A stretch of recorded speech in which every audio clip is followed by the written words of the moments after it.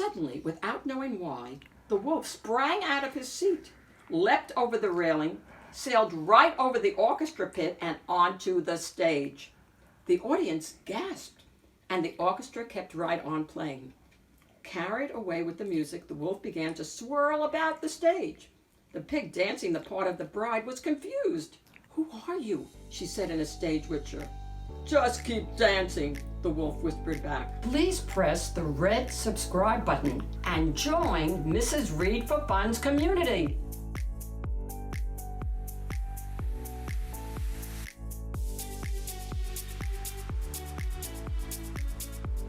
Hi everyone, this is Mrs. Read for Fun, and the book that I'd like to share with you and your family today is called Swine Lake by James Marshall and Maurice Sendak. The word swine actually means pigs. Listen.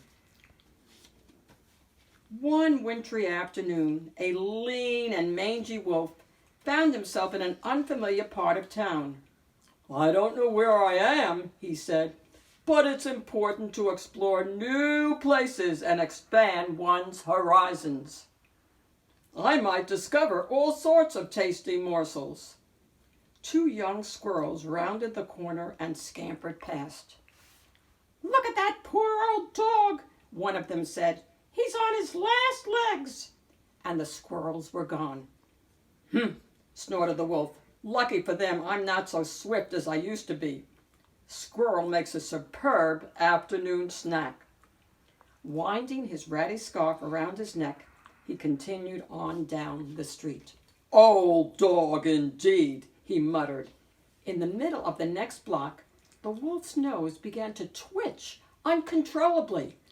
A delicious aroma permeated the air. "Well, I declare," he cried, "I think I smell. Oh my goodness, could it be? Yes, that's it all right. I'd recognize that smell anywhere."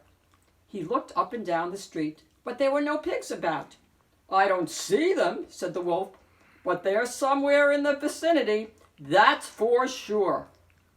A theater marquee on the opposite side of the street attracted his attention.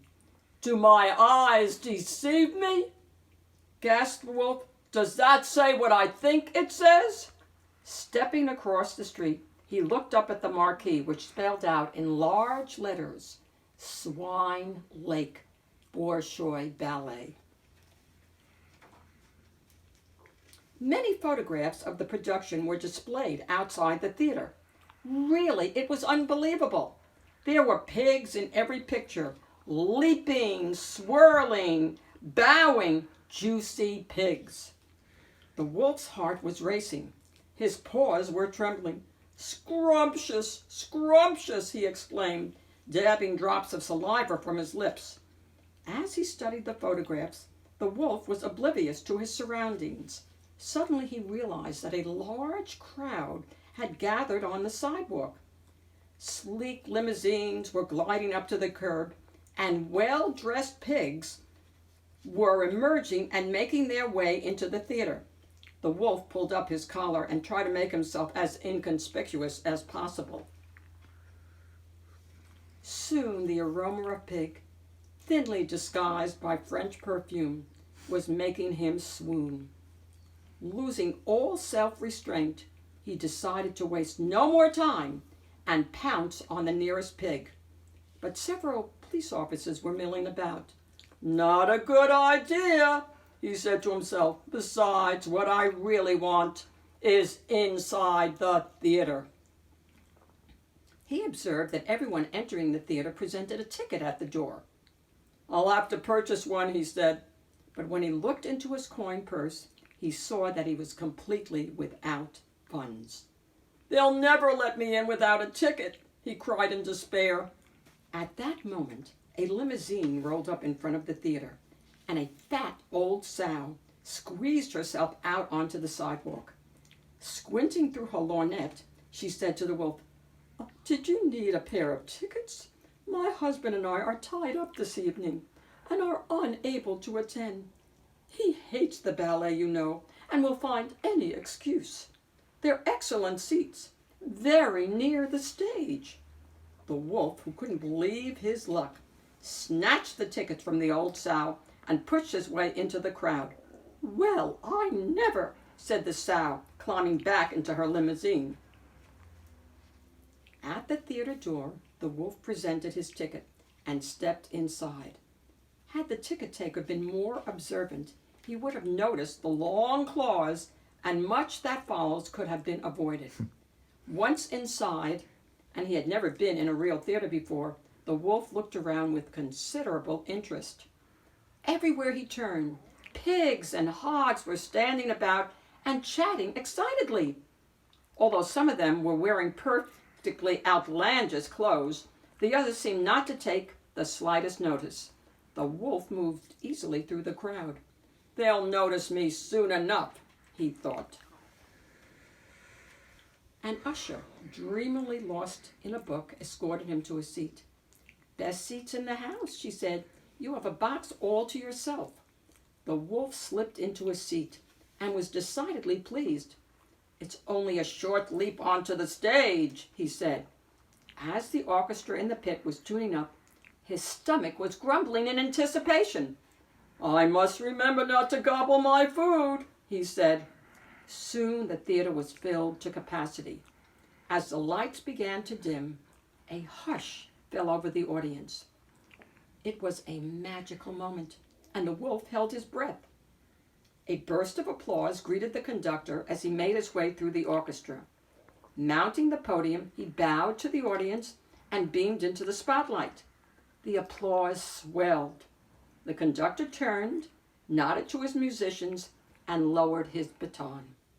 The music began, and the curtain rose on an empty stage flooded with light. "Where are all the pigs?" said the wolf. At that moment, from each side of the stage, dancing pigs appeared. They were wearing brightly colored costumes and were extremely happy about something. The wolf's mouth dropped open.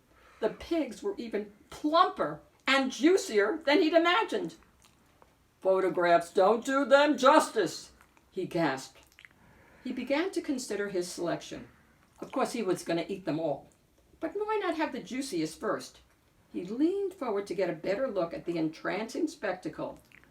But as his eyes darted from one dancer to another, he noticed that some sort of story was being told. "What's going on?" he said. "Someone seems to be getting married." On the stage, the pigs were dancing about on their toes and tossing rose petals into the air. The wedding couple made an entrance and did a little dance, which was well received by the audience. The mangy wolf, who couldn't wait a moment longer, decided to take action. He rose from his seat. Suddenly, from the back of the stage, a ferocious monster appeared and scattered the terrified wedding party in all directions. Executing some thrilling leaps, the monster snatched the pig bride and carried her off. The bridegroom fainted, and the curtain came down to tremendous applause. "Gosh," said the wolf. He remained in his seat during intermission and studied his program. "I'll make my big move in Act 2, he said. After a quarter of an hour, the lights in the theater blinked off and on, and the audience hurried back to their seats. Act 2 had always been a big favorite. Act 2, Scene 1, took place in the monster's cave.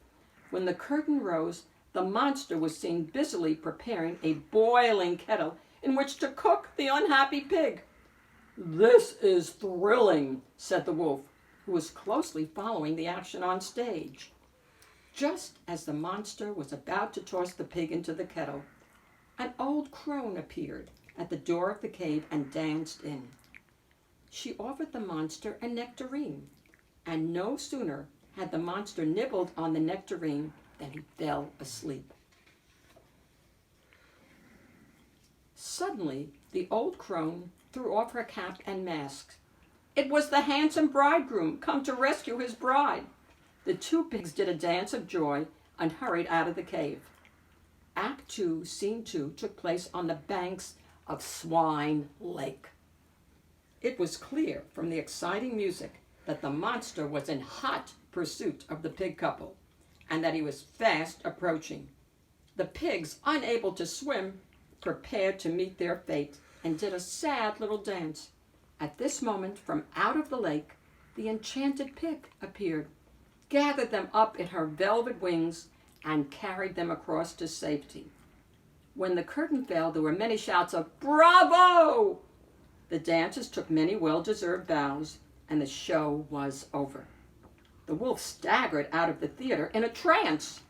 He had completely forgotten to make his move. He wasn't even hungry anymore. "Been up to no good, I imagine," grumbled his landlady on the stairs. The mangy wolf did not seem to hear, went up to his bare attic room, crawled into bed, and took a long nap. He dreamed of dancing pigs. That night he did something he'd never done before. He broke into his piggy bank. Then he tore down the stairs and ran all the way to the theater, where he spent his last penny on an excellent seat for the evening performance of Swine Lake. When the curtain went up, the mangy wolf found himself absorbed in the story all over again. The bride and groom made their entrance and did their little dance. "Now comes the part with the monster," said the wolf. The music soared. Suddenly, without knowing why, the wolf sprang out of his seat, leapt over the railing, sailed right over the orchestra pit and onto the stage. The audience gasped, and the orchestra kept right on playing. Carried away with the music, the wolf began to swirl about the stage. The pig dancing the part of the bride was confused. "Who are you?" she said in a stage whisper. "Just keep dancing," the wolf whispered back.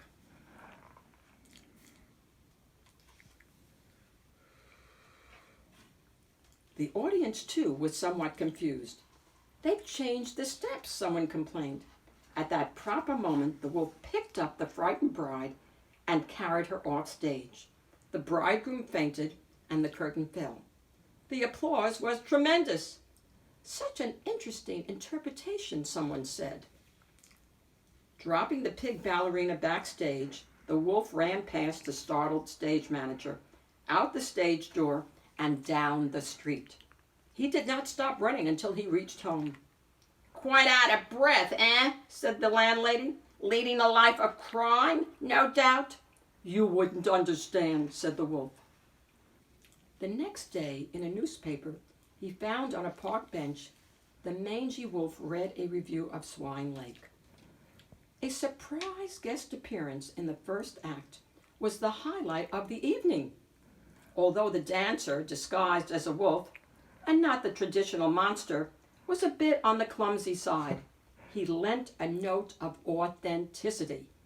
It was almost as if a real wolf had appeared on the stage, and that spectacular leap from a box seat was a nice touch. "Bravo!" The wolf tore out the review and shoved it in his pocket. "A real wolf indeed," he said, and he executed a couple of flashy dance steps. The end. If you had the opportunity, would you like to attend a ballet? Let me know in a comment. This is Mrs. Reed for Fun. Please subscribe and give me a like. Bye, everybody.